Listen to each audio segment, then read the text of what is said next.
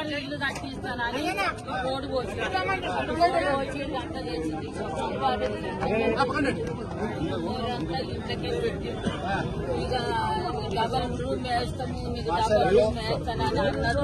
Double room లేదు, ఏం లేదు. మల్లరెడ్డి వచ్చినప్పుడు అది పంచనాలకు పోయి పచ్చిలాడిన నా బాధ్యత అన్నాడు. కట్టించు లేదు, ఏం లేదు. ఇక ఆనకాలం కొడితే ఆ నీళ్ళని ఎత్తుకోవచ్చుడు ఇద్దరు కొడుకులు, ఓ కొడుకు చచ్చిపోయిండు, ఇద్దరు అడవిళ్ళలో వానికి ఓ కొడుకు చుట్టోడు. మా కోడలు పోయి పిల్లలు తీసుకొని పోయి నీళ్ళల్లో ఉండనని కిరాయిస్తున్నది. ఇక ఇన్ని దినాలకు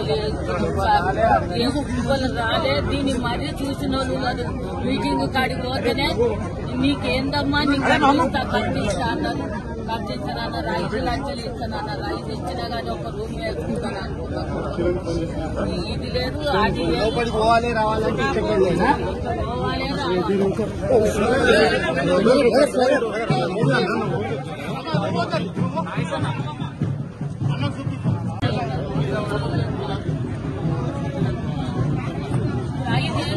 6 సార్లు రోడ్డు పోతుంది.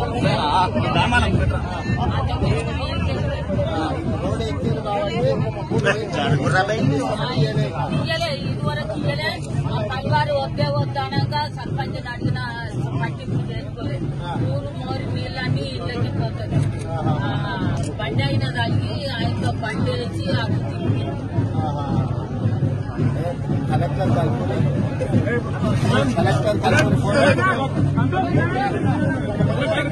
ఎవ్వరు పట్టింపు చేసుకోలేదు. సర్పంచ్ లెక్క పెట్టారు. సర్పంచ్ అదే ఎవ్వరు పట్టింపు చేసుకున్న ఊరు గిట్టుంది. ఇంత అట్లాడుతుంది. నీళ్ళు తెచ్చిపోతుంది, చచ్చిపోతుంది. తెలంగాణ కాడగొట్టారు అని ఆడలే లేరు. అధ్యక్షులు వాళ్ళ మేలు వాళ్ళే పట్టేది ఎవరు పట్టి ఏం చేయాలి? నాకు ఏమొద్దు, నాకు రూమ్ అయినా సరే కట్టుకుంటాను. అట్లయింది. మళ్ళా 3 లక్షలు ఇస్తా అన్నారు. అవి ఇచ్చిన రూమ్ వేసి అవి లేవు, ఇవి లేవు, ఏది లేదు. ఆనకాలం ఎలా తీసుకున్నా పోయి ఎండాకాలం నేను ఒక్కదాన్ని ఈ ఇంట్లో అందరు వెళ్ళిపోయి నేను ఈ కుండలు తెచ్చుకొని పెట్టుకొని పెళ్ళిళ్ళు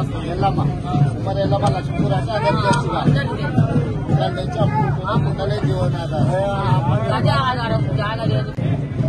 ఇక ఆనకాలం వచ్చి కవర్ తెచ్చుకున్నా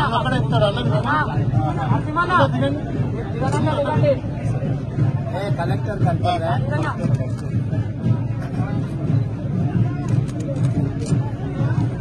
అసలు ప్రభుత్వం నుంచి వచ్చిన వాళ్ళు కానీ మాట్లాడుతున్నారు కానీ ఎవరు చెప్పలే. ఇటు చెప్తే అటు పోయిందా మల్లరెడ్డి కట్టుకోవాల చేశారు. నోట్ల మన పోయా రోడ్డు పోసి నా ఇల్లాగని చేసి జాగా ఆ దాకా ఇదంతా జాగా నాదే కాదు.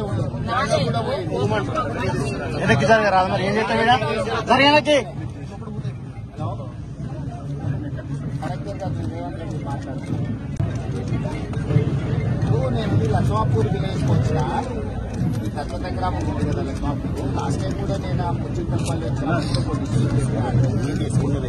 రోడ్డు వేయడం మరి వెళ్ళవా కొనుక్కున్నది జాగ్రత్త తీసుకుని ఆమెకు నష్టపడాలి. రోడ్డు కంప్లీట్ గా పైపు లేకుంటుంది. ఆమె ఇంట్లోకి పోవడానికి దారి లేదు. సరిగ్గా 2 ఫీట్ల కూన ఉంది. కుమ్మరి ఎల్లవ్వ మెయిన్ రోడ్డు మీద రోడ్డు పైకి ఎత్తుకొని ఆమె ఇంట్లో తర్వాత 6 ఫీట్లు ఉన్న తర్వాత 1 ఫీట్ 4 ఫీట్ పైకి ఉంది.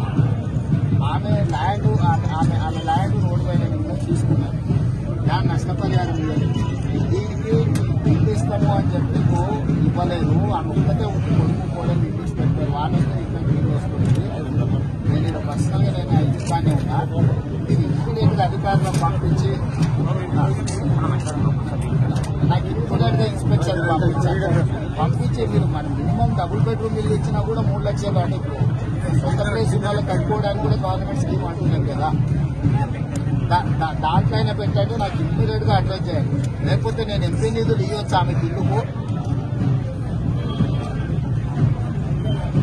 చెక్ చేయండి. ఒకవేళ అది లేకపోతే నా ఎంపీ నిధుల నుంచి నేను 5 లక్షల రూపాయలు ఇస్తా. ఏదో ఒకటి చేసి నాకు ఇమ్మీడియట్ గా రిపోర్ట్ చేయండి. Okay okay. ఈ ఊర్లో ఎవరున్నారు మా నాయకుడు?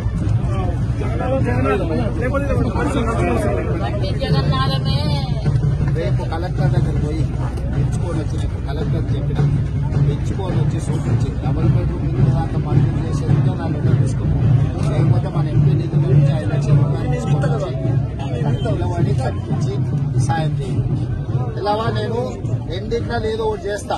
నేను కలెక్టర్తో ఏమవుతుంది తల్లి నీకు ఇంత కష్టం వచ్చింది చూస్తున్నా, నేను కళ్ళతో చూసినా నేను చేపిస్తా.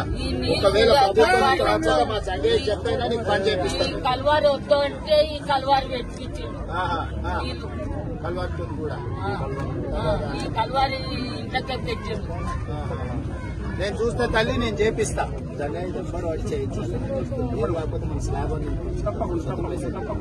నేను చేపిస్తా. ఎలా మంచి తల్లి జాగ్రత్త.